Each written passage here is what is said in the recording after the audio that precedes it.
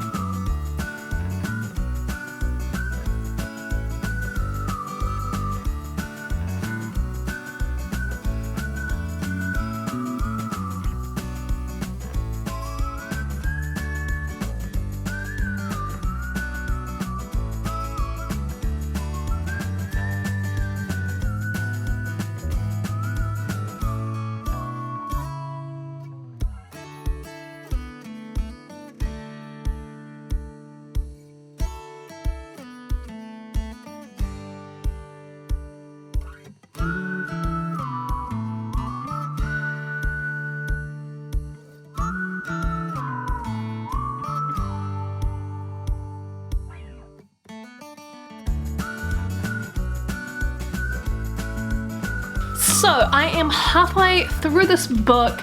Daphne and Simon have done the dirty in the garden. And by dirty, I mean kissing.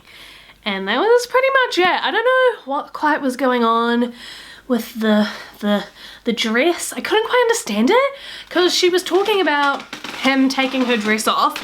But I thought they had like in this period, I thought they had like a corset underneath there and something underneath there. I don't know exactly how it works, but I get that they were up to no good, and therefore obviously her brother has to kill him now. Duh. I'm continuing to like this book. I really like Julia's writing. I love her turns of phrase. I love her descriptions. I'm still gonna say that I still think scenes go on for a bit longer than they need to, but you know, overall still liking it. We've also had the scenes where the duel almost happens but doesn't because Daphne kind of saves the day. I don't know how like accurate everything is in terms of a historical thing, but I don't care. Like, to me this is romance. This isn't really the point. I'm not taking any of this as lore on what it was like in this time period. It's kind of like historical fantasy in the sense that like it's just she set up what it's like in this era. And that maybe it's not necessarily true, but I think it's fine. And I say this because I've just heard apparently a few like criticisms of the historical accuracy. If you're reading it for historical accuracy, this is not the book you want to read. Like, that's just not the point of it. It's a romance.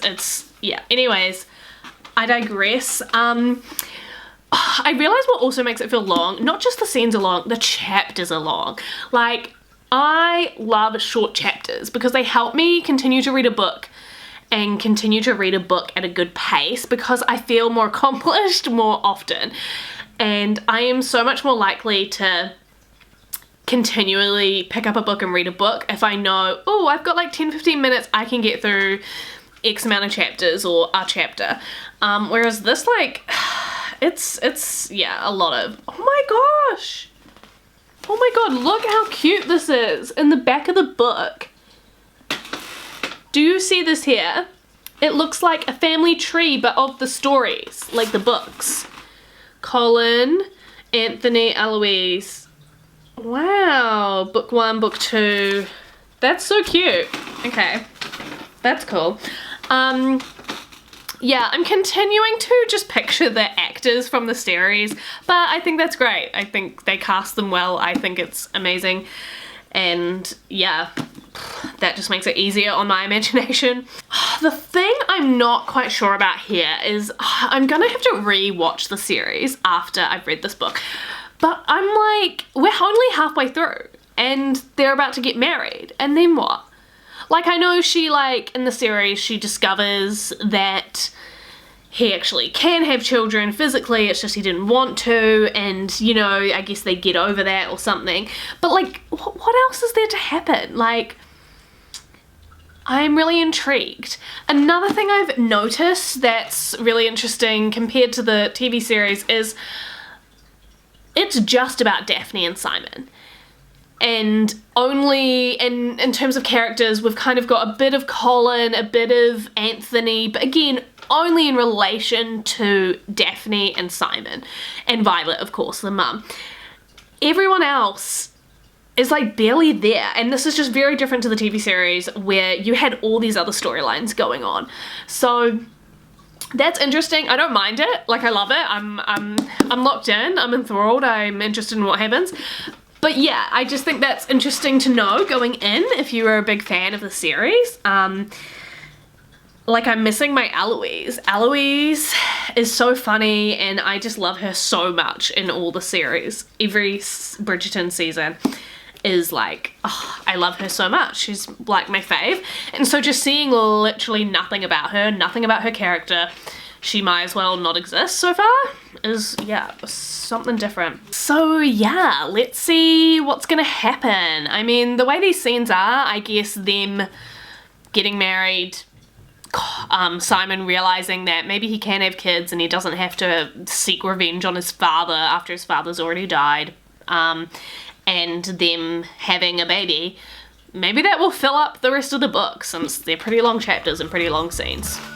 And you know what? If it's well written, that could be enough. That could be enough.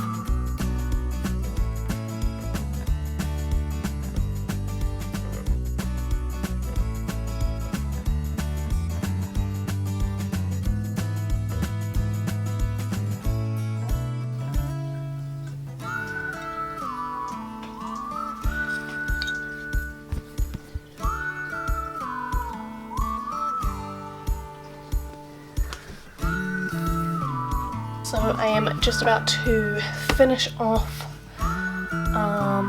the sort of third quarter of the book, and then I'm gonna give some thoughts. So Daphne, Simon has just come home, very, very drunk. Him and Daphne have been fighting, you know.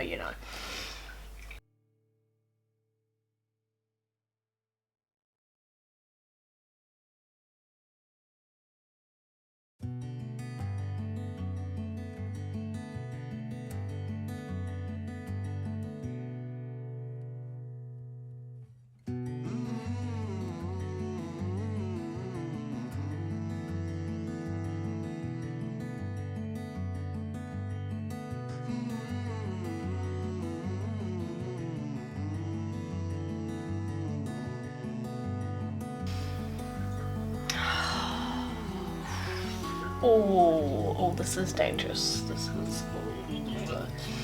I know it's coming from the show, but from what I remember in the show was way less sexual assaulty than what I feel like is happening right now.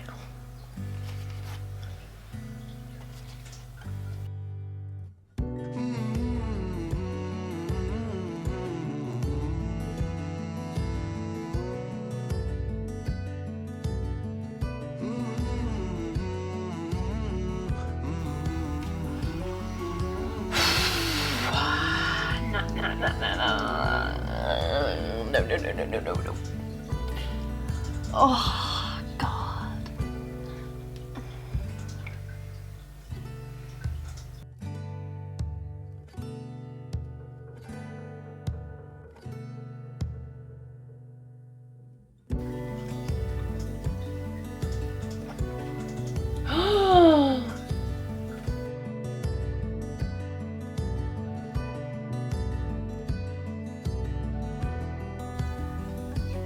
Yes, you did! I can't with this bitch. I can't.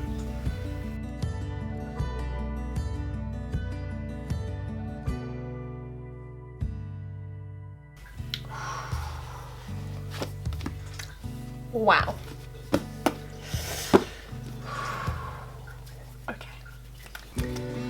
Okay, let's talk about this because yowza. Okay, so in my last check-in, I said that I thought, what's gonna happen? Like, there's not that much to happen. And I'll be honest, I completely forgot. I have seen the show, but I completely forgot that the way they end up having a baby is because Daphne low-key forces him. She forces him. And that's like a big thing. And so, whew, that like surprised me, which shouldn't have because I remember the book. What I will say though is I can't remember if it was super explicit in the TV show or not, but here she is explicitly doing this because she wants to have a child and she knows that he, if he had a choice, would have pulled out and not impregnated her or had the potential to impregnate her. So like, girly, this is sexual assault. This is rape. Like, I'm shocked. I'm not judging Julia Quinn because I think she's written it with in a way that is acknowledging that she has taken advantage of him. And even Daphne herself is reflecting on that a bit. So I'm not saying, I don't think Julia Quinn's written this lightly. I think she knows exactly what she has written.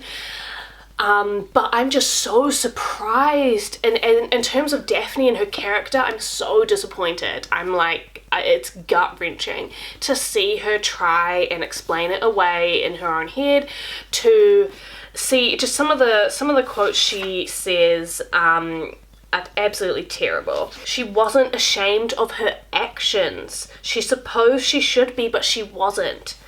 Like, that girl, you should feel ashamed. That's so bad. And then like this bit, that what did I do that was so wrong? You wanted me. You know you wanted me. Like, that is textbook rapist like dialogue that like men say on the stand to defend themselves against assaulting women. Like, Daphne, seriously. Like, so sorry, that has coloured most of this update because that is the most recent thing that's happened, and it is, oh, it's insane. But to get back to sort of like the actual just like pace of the book and how the book is going, I said in my last update, like, you know, what's got to happen, and it's exactly what I thought. The finding out of why, the background of Simon's childhood and everything, and the conception of this baby, and that is taking up a huge chunk. We've only got a quarter left, and that's because, as the whole book has been, the scenes are really, really juicy, they're really deep. I know, I was before saying the scenes were too long and they dragged, and I think that's still true for a few of them, but overall, getting through to the whole book and nearing the end, it's just, it's all good stuff. It's mostly good stuff, and it means I really feel like I know Simon and Daphne, and that feels really cool. It's why it's so heartbreaking that this is happening right now, but it is interesting. And look, let's throw some shade on Simon as well. He's had a few thoughts of like, this is my wife, she's meant to obey me, I own her. Like, they've both got very problematic thinking. But Daphne definitely takes the cake for the biggest asshole so far. Yeah. So much good, interesting stuff, which I'm really excited to talk to Hannah, my sister, about in our discussion of this, so I won't get into it too much, but just, yeah, so many themes on the decisions you make around having children or not, having, and when you make life decisions based on other people's decisions around children, the going back and forth on, you know, did he give her enough warning or didn't he, you know, ooh, I'm gonna be honest, I think he did. I think I would side with Simon on that, but yeah. Wowza. I have also been rewatching the TV show a little bit to really remind myself of like how they compare. And God, the amount of storylines in the TV series that I like completely forgot about make me even more like, whoa, this book is like fully, I'm assuming, I haven't read the rest of the books, but I'm wondering if some of the storylines in season 1 of Bridgerton are from other books and they just brought them in earlier, or are all her books like this where it's just focusing on that couple? Or yeah, I don't know, it's just interesting because you see so much and so many different characters and so many storylines, maybe too many, one could say, in the TV show, and here it is just Simon and Daphne. It's just them. And I actually like it. I actually feel privileged to have gone from watching the TV show to then reading the book, because I think if I'd read the book and then watched the TV show, I don't know how I would feel. I think they're both great, but I can 100% see why if you were seeing an adaptation of this book that you would maybe be disappointed, because it is, the TV show does not read as like a romance story. If anything, this should have been a movie if it was going to be like adapted sort of exactly as this story is. I noticed that they use some of the same elements, but like, man, it's not got the same thing. I don't think they have as much chemistry. And by that I mean in the show, because they're adding in all the other storylines, you don't get the chance to really see that relationship develop between Daphne and Simon. Like, for instance, before they even come up with their plan in the book, Daphne and Simon are having so much like fun kind of bantering together. Like, you can tell they get on, they can riff, which is so important in a relationship.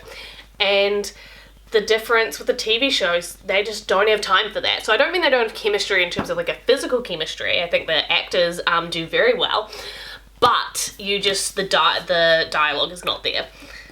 So I'm very excited to finish this and see how this ends up. Because once again, I can't really remember the ending that much. Just that they have the kid. Interested to see how Daphne reasons herself out of this, because she owes a huge apology to Simon, and gonna be pissed off if she doesn't.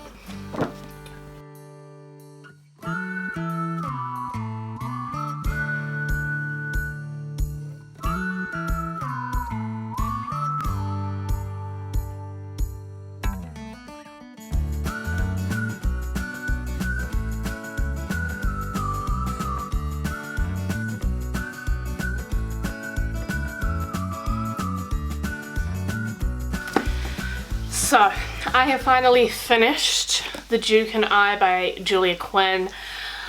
I finished it on a bit on the train and at work and in bed, and yeah, no apology. No apology from Daphne, no further reflections on what she did and why it was incredibly bad. I felt like I was being gaslit. Like, I felt like, what am I missing? Did they pull out a chapter? Because everyone was just talking about how bad the Duke was, how bad Simon was, and how he needs to get his act together and blah blah blah. He's hurt Daphne, I've hurt Daphne. Daphne hurt you. Daphne hurt you. Like, this feels like a relic. Like, in fact, I was gonna look up, hang on, when was this first published? Interesting. Okay, this book is a lot older than I thought. This is from 2000. It's like 25 years ago, almost 25 years ago. Ugh. So again, I still feel like that can't, I don't know how much I'm going to let that factor into how I feel about this book. Because at the end of the day, you had this incredibly consensually ambiguous, I mean, it wasn't ambiguous, there wasn't, I can't get the words out. This is such a complex thing. I think the short of it maybe, but like my sister and I are going to have a discussion about this, so you'll see the long of it.